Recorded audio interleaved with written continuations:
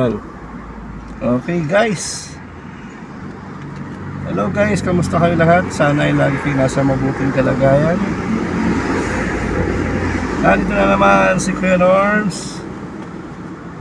So matagal-tagal tayo hindi nakita mga ka-service. So andito ako ngayon sa PhilHealth. Pupunta tayo ng PhilHealth para registered ng yakap. So isa sa mga programa ng PhilHealth yung yakap. Sayang din naman, no? Tsaka hindi matawag ito. So ngayon medyo tumataas na yung sugar natin, siguro dahil sa wala tayong ARC show ka-service. Inform ko lang kayo na mataas na rin ang sugar ko, no? Tsaka lumalabo na yung mata ko pagka malapitan. Kaya kailangan natin to. Kasi wala naman tayong malaking halaga para pumunta sa mga private hospital, no? So isa sa mga programa ng PhilHealth yung yakap, try natin to. So lalagay natin yung ilap muna daw ng form. Okay. Ngayon medyo hindi pa yung ko ngayon, no? Mata ko ngayon medyo malinaw-linaw pa, pero kailangan natin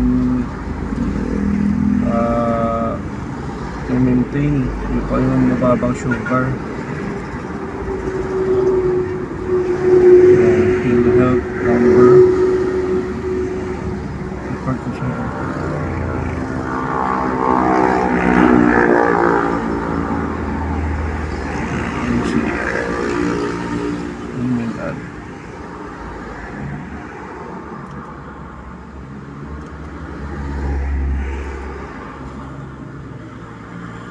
Update ko kayo mga ka-service pagka nakapasok na ako ng PhilHealth.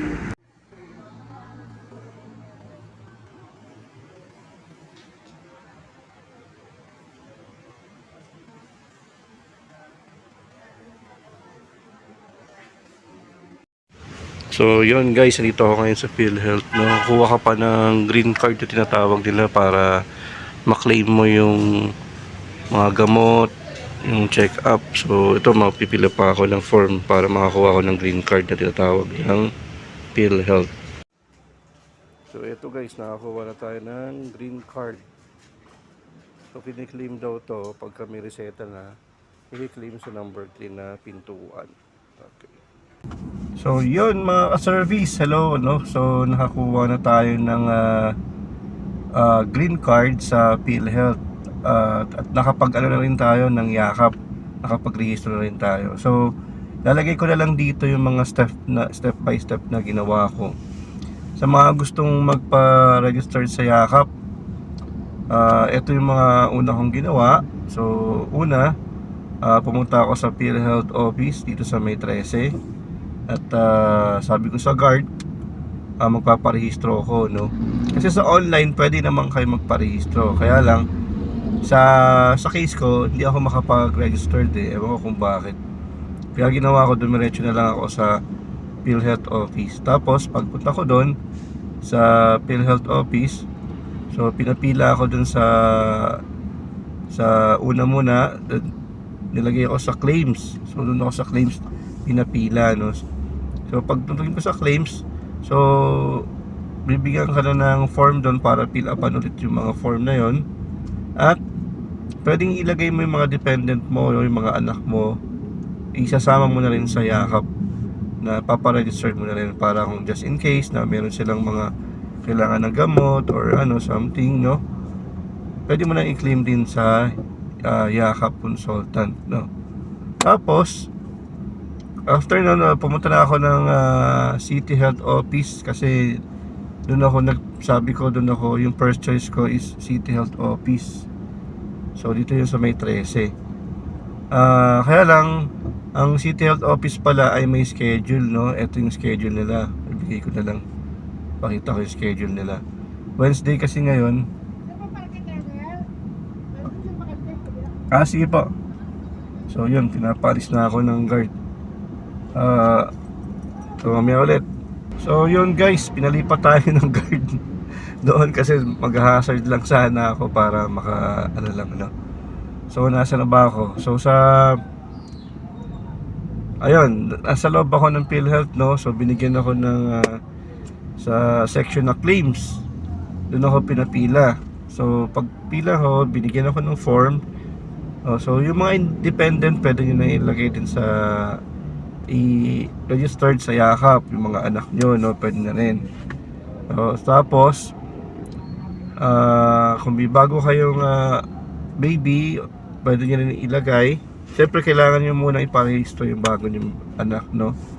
Ibang pila na yon, sa membership naman yon. Then after nun, so pagtapos ko sa PhilHealth, pumunta na ako ng City Health Office dito sa 13. So pagdating dito sa City Health 13, wala silang schedule, no, ngayong Wednesday kasi nasa field daw lahat. Bukas ang meron, tsaka Thursday, Friday. Pero may schedule sila, ito yung schedule nila. Papakita ko na lang dyan yung schedule nila, no.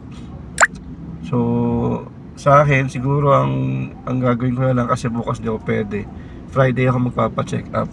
Then after nun, binigyan din ako ng advice ng nurse doon. Sabi sa akin, kailangan kumuha ka ng green card, para yung green card na yon, yun ang mahiging parang tawag ito, yun yung parang mahiging ay papakita mo lagi sa pharmacy kung meron kang check up sa doon nga sa Consulta City Health Office at binigyan ka ng reseta ng doktor. Papakita mo sa pharmacy para bigyan ka ng libreng gamot. Ngayon, kung nagpa-check up ka naman daw sa ibang hospital, meron kang reseta na dala at merong silang gamot na tamang-tama doon sa reseta mo, bibigyan ka rin nila. So libre din yun. So yun guys, malaking tulong dahil alam mo naman mga gamot ngayon napakamahal, no. Tsaka alam naman natin na ang Supreme Court nagsabi na kailangan ibalik nila yung 60 billion para sa PhilHealth. So pagkakataon natin to mga ka-service, no, na sana ay mamibalik nga yun at magkaroon tayo ng pondo para sa health natin. At ngayon mga ka-service, dahil tayo ay lagi tayo nagbabiyahe, kailangan meron rin tayong schedule para sa ating exercise. So yun ang gagawin ko rin mga ka-service, no. Siguro tuwing Sunday, kailangan meron akong kahit mga 1 o 2 oras na ehersisyo dahil wala na akong oras para mag-ehersisyo, no. Kaya tumaas ang aking sugar. Kaya yun lang mga ka-service, sana makatulong ang aking vlog ngayon sa napakatagal kong vlog. Dahil ewan ko, medyo nagano tayo marami tayong mga gawain, marami tayong mga service na hindi ko na videohan. So ngayon ay mag-joyride tayo. Yun lang mga service, no. So salamat sa inyong panonood at sana nakatulong ang aking vlog sa PhilHealth. Kung ano ang paano mag-register sa yakap at paano kumuha ng mga gamot dito sa yakap, dito sa 13.